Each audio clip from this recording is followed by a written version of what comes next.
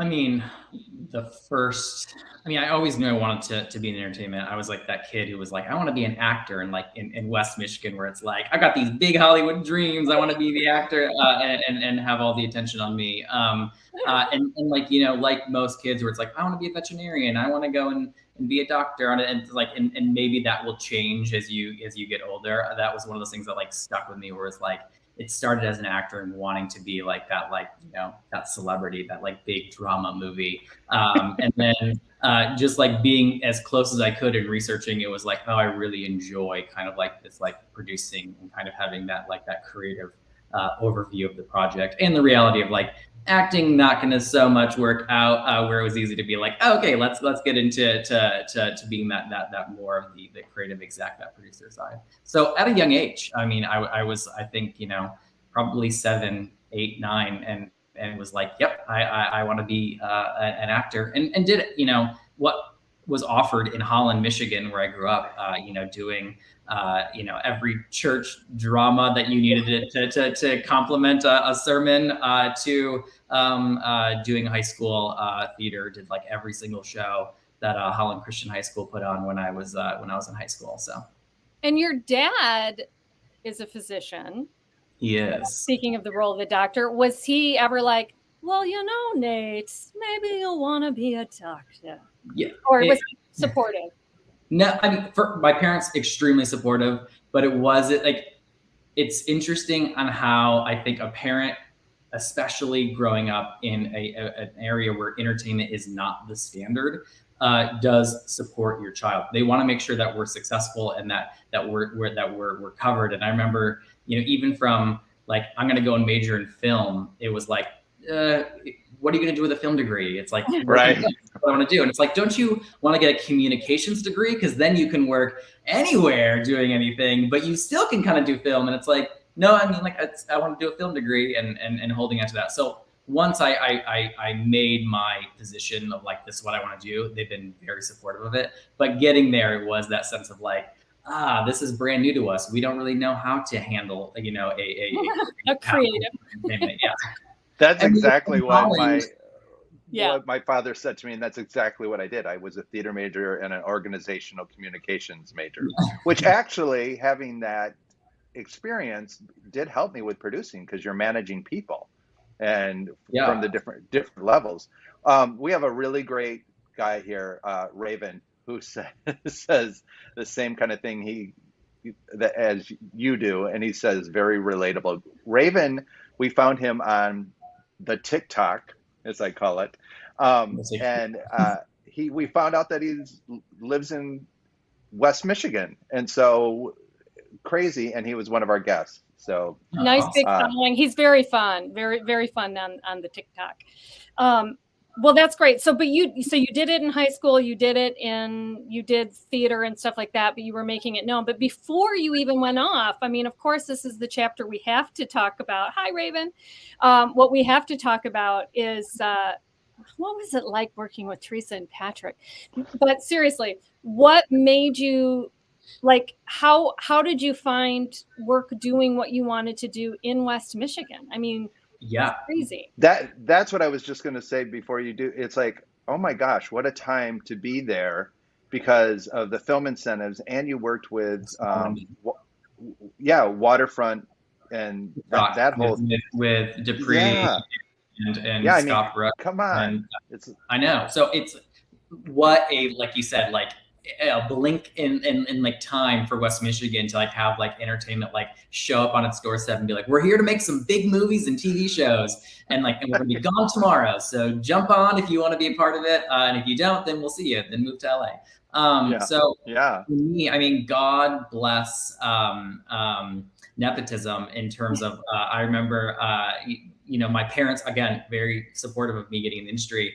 My mom's good friend, Stacy Campice, was good friends with Joel Tanis, and came over one day and was like, Nathan, what are you going to go, what are you doing next year for college? Columbia, film degree. And she's like, are you working on Come On Over? I'm like, what's Come On Over? And I was like, you don't know what Come On Over is? It's filmed at Hope College. You need to work on it. I'll call Joel. And I think Joel probably called you, Patrick or Teresa, and was like, you should interview Nathan. And I remember having that phone call interview, Patrick, with you. and just like me being like, I have no idea what I'm talking about, but I'm passionate and I'm excited and I want to be a part of it in any way I can. And then, you know, being like, yep, you're hired as a set PA. And I worked with John Dupree. Is that his name? Who Yeah. like we were in Rapids, like loading sets and dropping it off with Martha Miller then Adam Mellema was like, I need one of you to work in the office with me. And I was like, I can do that. Probably because I was like, get me away from all these sets.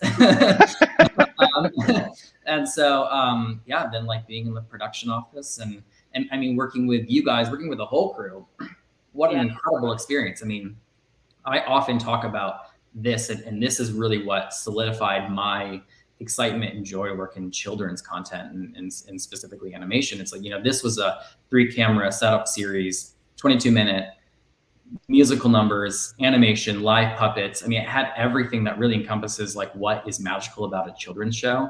And every single element that we created, there was that reason of trying to inspire the young kid who was watching it and trying to make that young kid like one entertained, but like feeling something. We all remember the kid shows we grew up on and right. Shaped us. It was like, we can be a part of that here. And we have literally every element to do it with. And so that was kind of that sense of like, of my career. And when I went after that, I mean, Noodle and Doodle and What's Wrong with Virginia, which were all West Michigan, but then going to LA and then working for TMZ, and being like totally different. This is a completely Come On Over was just like TMZ, right? Exactly. And then also was like, no, what I had and what I was creating before was really special. And then it was like searching and finding. It's like, how can I find that back? Which I eventually did.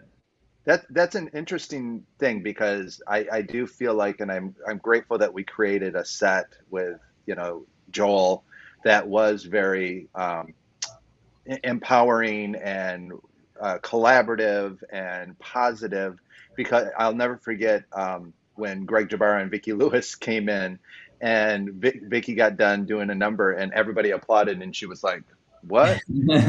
and Greg was like, just like LA, right? Yeah. You know, so I love that we had that energy and that you experienced that is amazing, because then that's kind of a standard that getting into the positions that you're in, you can create that energy as well. I'm gonna jump in. Raven, who's with us here, we just talked about, also went to Columbia. Yes, we chatted with him about that. But he is asking a question, and I know we're gonna talk about this, but let's just jump into it now because the question is here. Because you also just brought up, like, as we were watching kids shows, like, what influences from shows you watch as a kid do you carry in your current projects? Like, how would you answer that?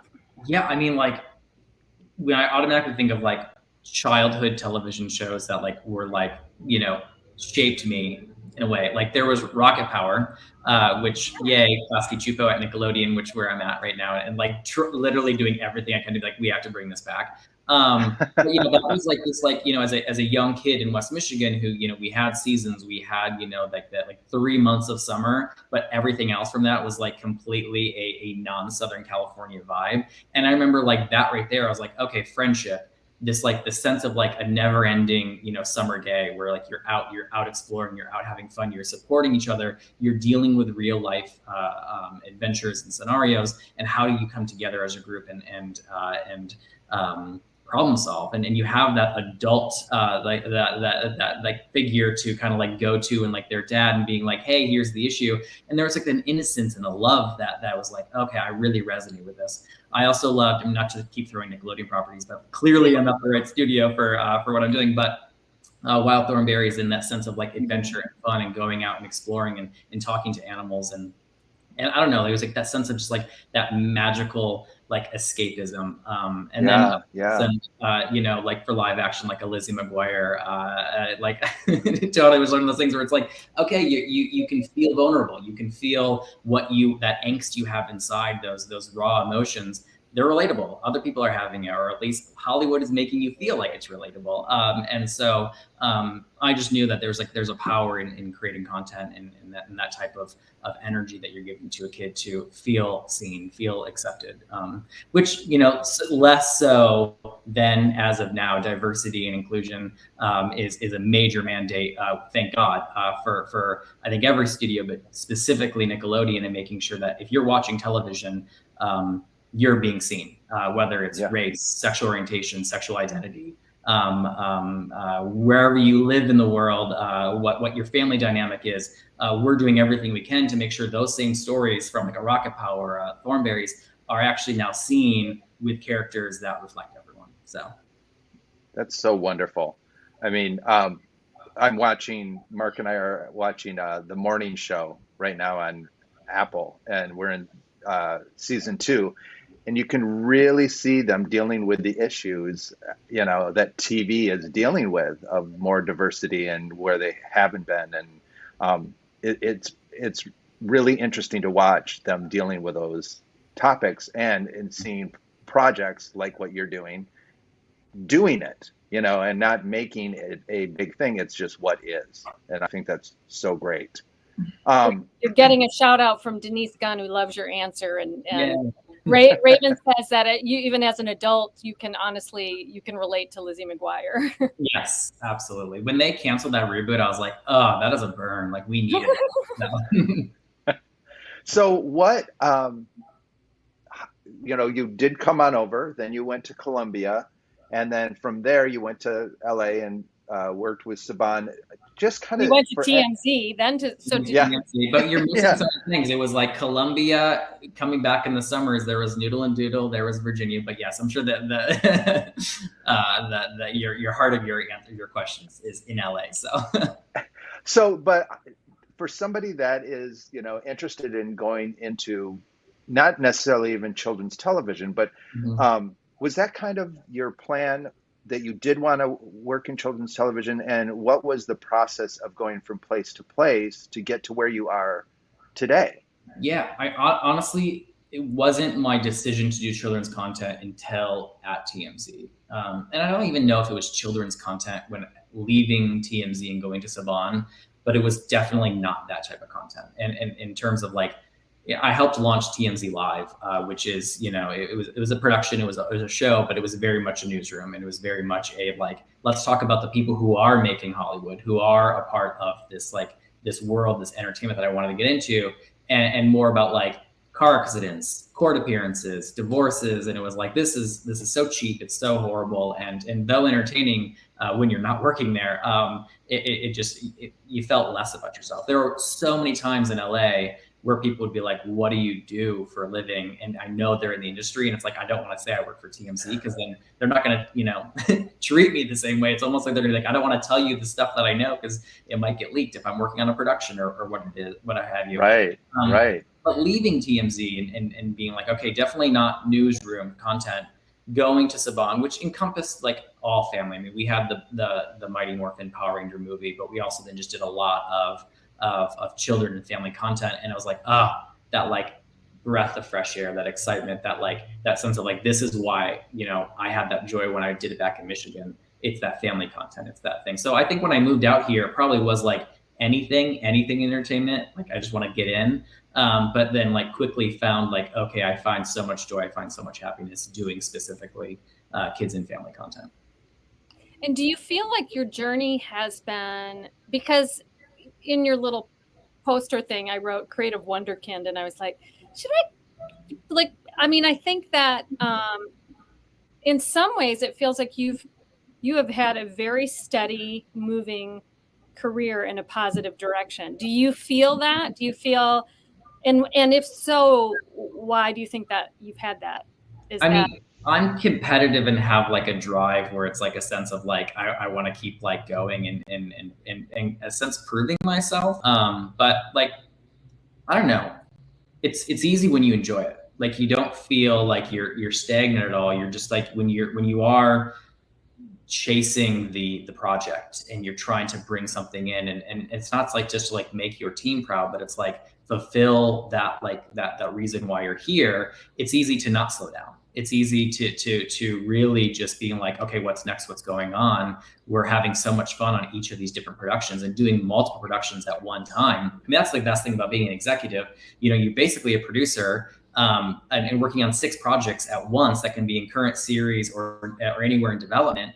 Rather than, you know, someone who's just like, okay, here we're going to set, we're working on this one thing. And it's like, you go home and you're like, I'm burned from this one thing. You're kind of overseeing and touching every element of each show. And that's exciting. Like that's, and it's like, I just like, you know, you kind of want more and more and more. It's a healthy drug to have in Los Angeles. Yeah, especially if you're excited about what you're doing.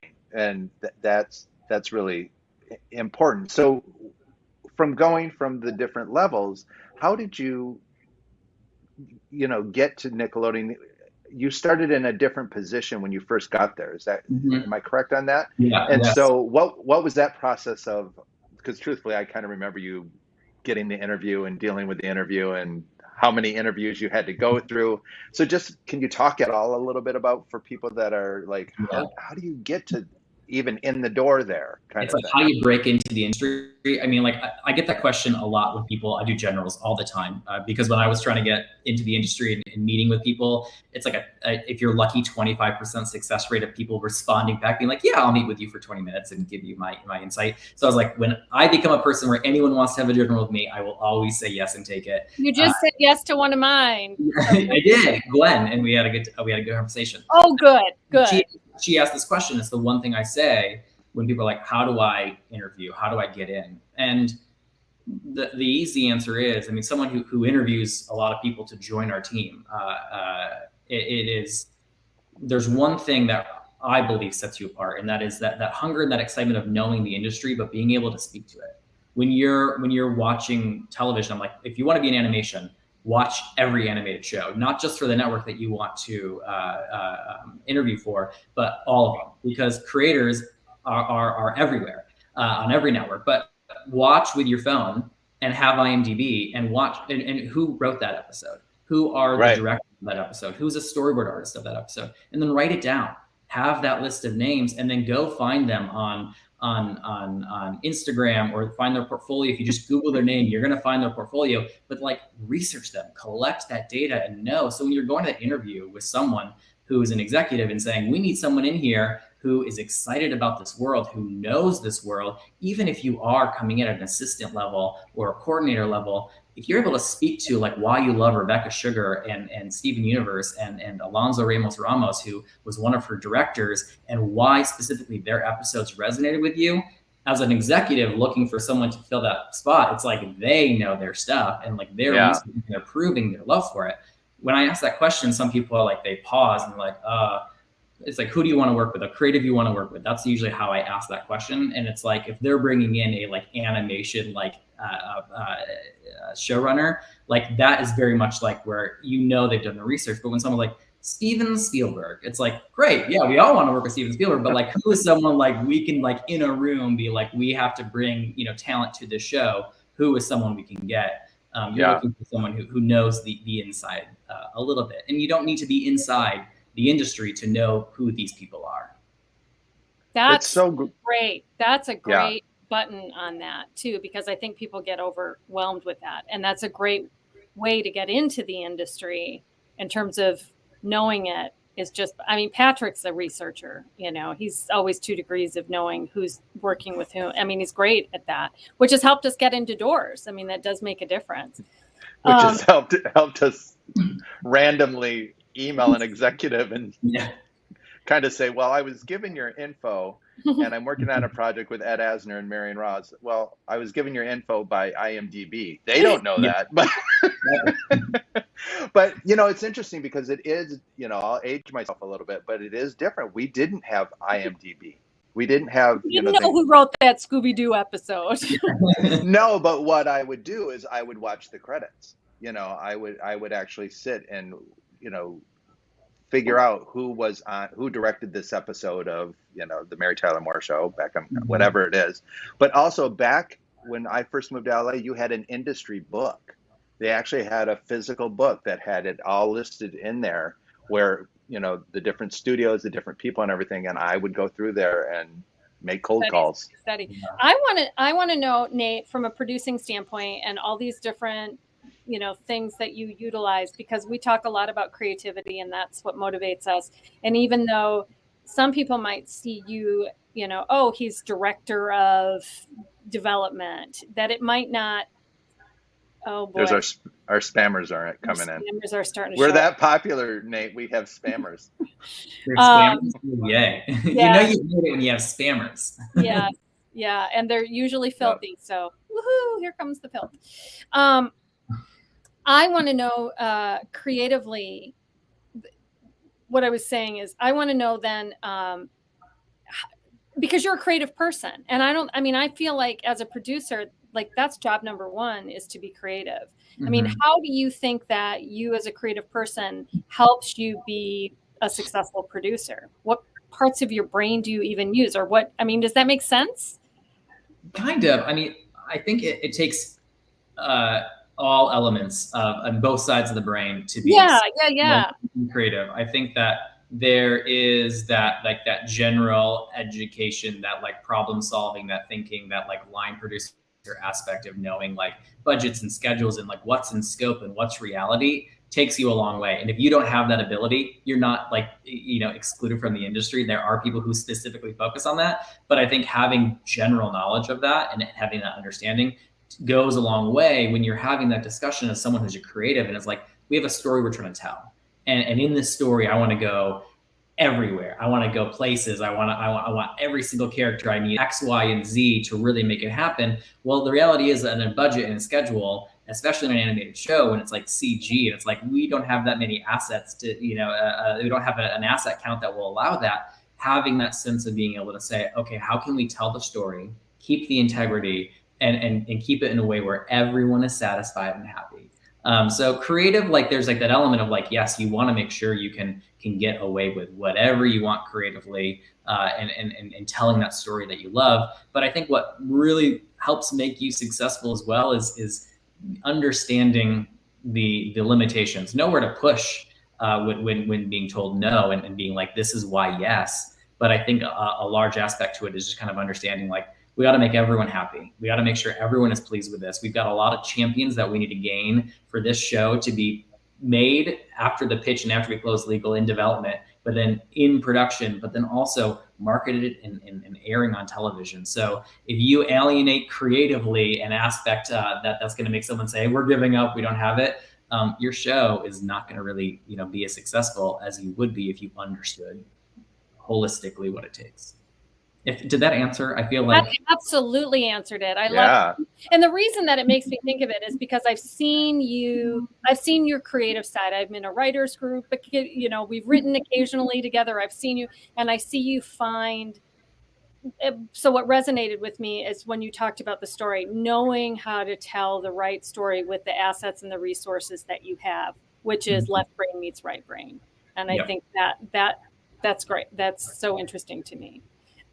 Which takes us to what you're working on now, right, Patrick?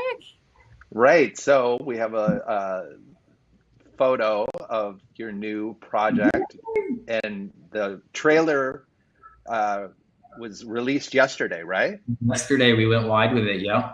So here's.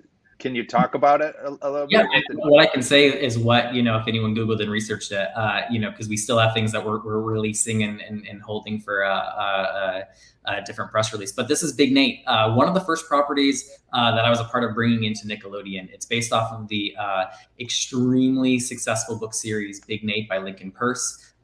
It's been on the New York Times bestseller for over 100 weeks. It is as someone who's named Nate and would like to think myself as a little troublemaker anti-hero, it's a story that's resonated with me for a long time. And so, joining Nickelodeon, and when I came in a little over 3 years ago, in development, the position that I basically was owning and controlling was books to series and film. And so this is one of those projects where it was like, oh my God, this is of course the reason. Like there's so many reasons why this is the right property for Nickelodeon. I was in New York. And my boss Ramsey she and I were talking about this, and she's like, I think we're going to be able to get Big Nate. I need you to like, write up that creative brief. Why is it? And it's like this, like, summary of like all these reasons why. And literally was going to go see To Kill a Mockingbird in like 20 minutes. So I'm like in my hotel room, and she's like, I'm going to be in this meeting with, the content, creative, the president of content for Viacom CBS. And it was like, we need this right now. And I was like, oh my God, it's our one chance, it's our one shot. And I was like, but I can't miss Jeff Daniels. So I literally was typing as fast as I could and quickly just like explaining my raw emotions and excitement for why, this oh my gosh. was fun. And so it was like one of the first properties I think we closed that of our books to series, and rightfully so, our first one that we have greenlit and in our airing. So we've got plenty more, multiple books part of and bringing in, but this one has a special place in my heart. So I was also, in development. Traditional standard entertainment industry is like that your development and then you hand off to a current series executive. Luckily, that's kind of changing, and now you're able to kind of develop and see your project through. And Nickelodeon is gracious and awesome to say, if you're so excited about this project and you want to be a part of it in current series, we're going to allow you to stay on. Also, because we needed help in current series, because like we have so many new projects. So this is one of the shows where it's like I'll just stay on as the EIC, the executive in charge of production, and so. Like pinch myself excitement, like getting able to like actually oversee this through all of its episodes and hopefully a long, successful franchise. So from the moment that you got the deal to now, how long is that process? Well, first he had to see To Kill a Mockingbird. To Kill a Mockingbird. So, it was this one closed fairly quickly, actually. A lot of deals can take over a year to close. I know it sounds crazy, but we hear 600 pitches a year, our team or more, and then let's say we bring in 40 for development, and then of that 40, like 2 can get greenlit, the next year. So it's such a process, but sometimes that legal process can also take a year. Each show's different. Big Nate moved quickly.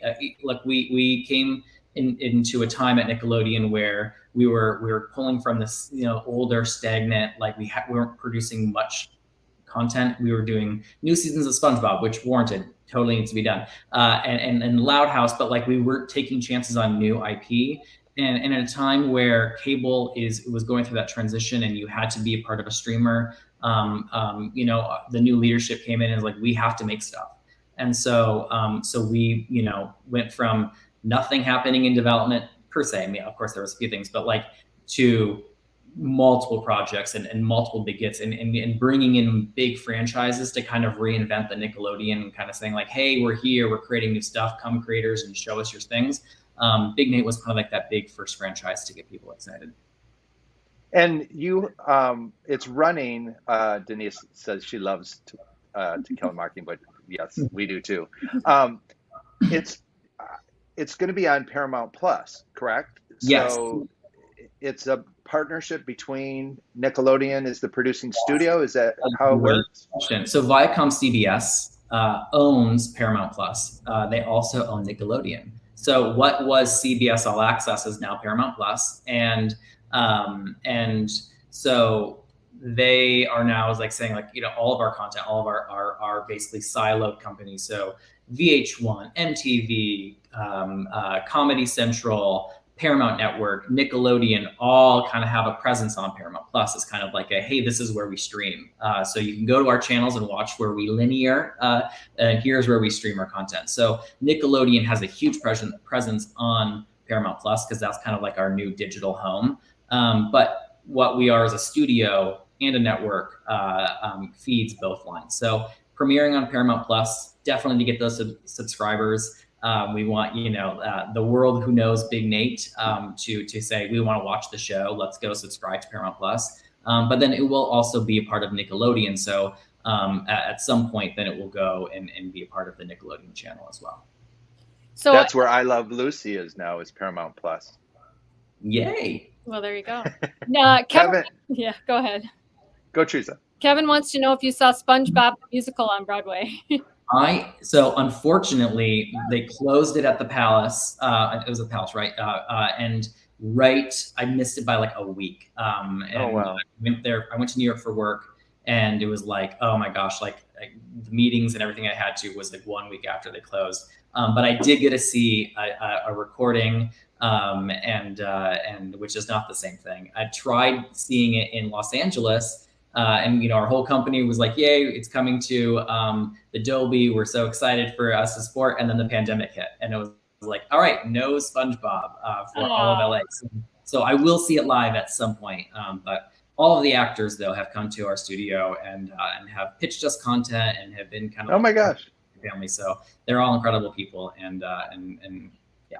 I want to know, because oh gosh, we're moving so quickly. I know. I'm curious. I don't know if Patrick knows this about your job, or maybe I told him. You were sharing with me about the book fair that you go to in Italy. I'm so fascinated about that. Can you share a little bit about that piece of your job? It just sounds fascinating. The best part of my job? No, there's multiple reasons why I love my job, but one of them, traveling for book fairs. Bologna Book Fair is like the largest book fair where publishers will go and meet with other, you know, international territories. And so someone who's got a great book, this is traditionally how it started. They got a great book, they would go there and they'd be like, all right, you know, it's at HarperCollins US, but who's going to publish it in Poland? Who's going to have it in Russia? Who's going to have it in Egypt? So you go to these places to go and say, hey, this is what we've got coming up. And who wants it? Because we believe in this property.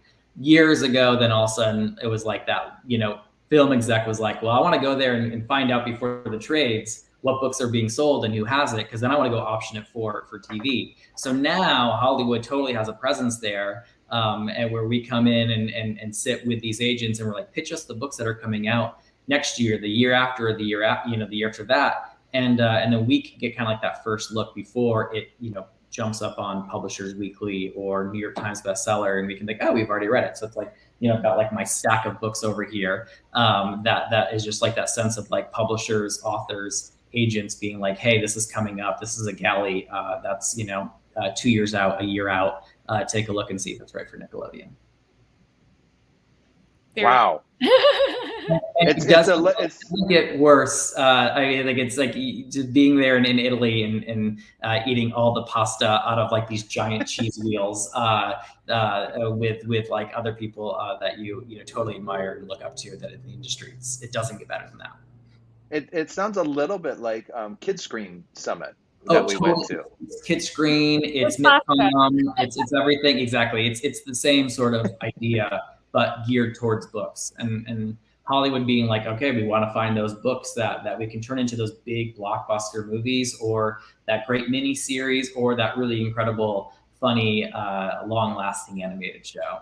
That's where you go. That's so great. Do you have anything else, Teresa? Because I kind of have one last thing that I'm thinking about. Well, I just wonder how creativity plays itself out in your personal life. Do you still write? I still write. I'll be honest. Like it's such a busy time in just life where it's like you know this. Like it's like I'm like not responding to these writers group emails of like if I can attend, because I like get sick of being like I can't make it. But you know, I try my hardest in my downtime of like what I can do. You know, a piece of advice that a professor at Columbia gave me was like, in your phone, in your notes, have that long list of ideas and things that you know spark in your brain and you want to see through. So like I have a long running list of situations that I've seen or in my mind. I'll be like, oh, this is so crazy that, and it's like, oh, that'd be a great book, or oh, that'd be a great pilot. That would be a great engine for a series. So you write that in there, and every once in a while I'll open that and I'll like look back at. I mean, this list is like 12 years old, and like seeing things that like I thought were hilarious and amazing at the time and totally not anymore, or maybe they still are, and then pulling that out and then being like, what's an outline for that? How can I go out there and just exercise my brain and have fun, kind of just seeing like all these cool ideas. I think they're cool. These ideas that you've come up with in the past, and just kind of like seeing what it could be like. And yeah, right now, like it's in a sense that when you're an exec at a studio, there's so many like rules of being like, you can't go create your own content right now because then it's owned by Viacom CBS. So it's like you have to be like, careful of being like working on the stuff that you're going to be making here now, and what stuff you can kind of keep in the back of your head for like, different opportunities. Great. Thank you. That's great. Was that Fred? No, there's did you say? a weird reverb, but go ahead, ask your question, and then we'll. It was very similar to Teresa's, just work-life balance. I mean, it's like you got a huge position now, and you also have a life, and just how do you manage that? And that you are 20 minutes away from going to see To Kill a Mockingbird and making a decision. Work, creativity, joy, it's like, how do you balance that? How do you do it? I mean, it's that sense of like understanding what's important for you, and in that moment, like it's your career, if you're lucky, it's a part of your life, and you're excited, and you love to offer what you can, but you have to unwind, and you have to just go and like be with friends and family. Like Harry, he's very much, his family lives in LA, so we are always with them, which is awesome and great, because you have that ability to completely unwind and focus with people who you love and you want to be with. Luckily, his parents live in like, it's like dead zone of service. So like when I'm there, I never get a phone call or a text that I can like be distracted by, which is great. But at the same time, then all of a sudden you like go down the hill and you're like, oh, well, all these emails, all these things. But having that sense of like that support and those friends that are like, hey, let's go and do stuff. We live in Los Angeles. There's so much to offer that it is that sense of whether you're going, to Santa Barbara for a day, or out in Palm Springs, Palm Desert, or just going for a hike, what have you, like having that sense of like, you're going to be stronger at work if you take that to walk away from work and focus on your friends and family. Yes. It's one of the things that I always talk to people about in my class that I facilitate, The Artist Way. And there's a workaholism quiz that you take, which is really fascinating for people. And so many people don't have that work-life balance. It's either almost like one thing or the other. And so I love hearing that you're saying, let's go take a hike, and that helps your work. And what did Fred say here? He just says was what Fred. I'll talk to him later. He's like, what? Denise says, great to hear this tonight. Such insight. Thank you all so much. I think we're ending our time here. We're almost at 5. That's crazy. Denise clearly was Patrick's Artist Way. Good for you. It is a good project for class for anybody that's interested. Nate.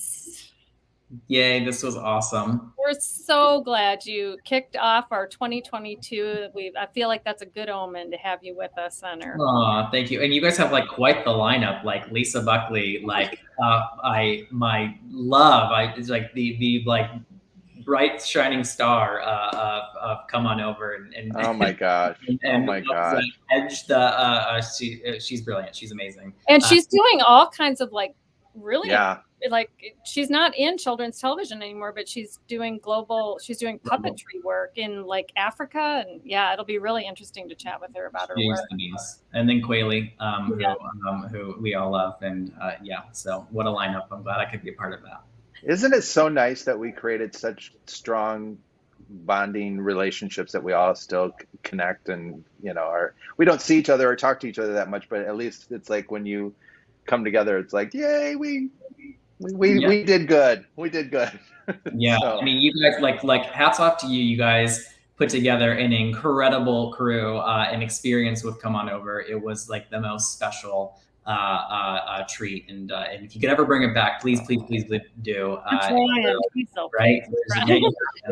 But like that, there was like that magic. Every single person who worked on that crew, and just like how much fun and support we had with each other. Those the best summers in Michigan. Yeah. Oh my gosh. And that was going to be one of my goals for this summer, is that the three of us have a drink at Butch's together. So 2020, no COVID stuff, so we can do that. There we go. I love it. All right, Nathan, thank you so much for being with us. Thank you for having me. We'll see you guys later. All right. Bye. Oh, what a gem. It's so fun to see our little Nathan all grown up. I know. It just brought back such memories of him being in that production room and hanging out with Lisa Buckley, and and Sam's still with us. Oh, Sam, yay. Yeah, we were so lucky to have Sam and Nate as part of that team, for sure. They were So great. So this will be a little old home week. We are chatting with Lisa Buckley next week. We are going to close out the month with Quaylee Chanda. We'll have relationship creatives coming in February. So we are still lining people up. We'll be here as long as you're here. And we appreciate you joining in the conversation with us. Yeah. And Happy 2022. Happy 2022. Stay healthy, stay well, keep the masks on. And on that note, and the arms boosted, and take care of yourself. Gotta go. Bye, everybody. Gotta go.